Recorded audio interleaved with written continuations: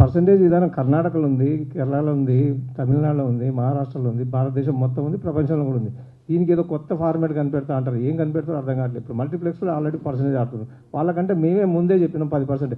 Challenge కూడా చేసి చెప్పినాం. ఎన్నో ప్యాకెట్లలో మల్టీప్లెక్స్ కంటే మా సింగిల్ థియేటర్ని గ్రాస్ ఎక్కువ వస్తుంది, నెట్ ఎక్కువ వస్తుంది, షేర్ ఎక్కువ వస్తుంది. ఇంకా ఇంత ఎక్కువ వచ్చినా కూడా మమ్మల్ని హింసిస్తాం. వాళ్ళకి 1.5 చేస్తే వాళ్ళకి 75 లక్షలు ఇస్తాం, మాకు మాత్రం 7 లక్షలు ఇస్తాం. సరే మాకు అంత ఇవ్వద్దు, తగ్గించే ఇద్దరు కూర్చొని మాట్లాడదామంటే ఇది పెద్ద మాత్రం వదిలేయండి. తర్వాత 3 వారాల తర్వాత మాట్లాడతాం, ముందు చెప్పి తర్వాత 6 వారాలు. ఏమంటే సింపుల్ థింగ్ అండి, అన్ని రాష్ట్రాల్లో ఉంది. దాంట్లో అసలు ఏ గ్రేడ్ అంటే ఇప్పుడు బాలేని థియేటర్ 2 లక్షలు వస్తుంది, బాగున్న థియేటర్ 20 లక్షలు వస్తుంది. ఆయన ప్రకారం ఆయనకి ఏంటి, ఈయన ప్రకారం పర్సంటేజ్ కదా మీకు ఫిక్స్ చేయమని చెప్పింది.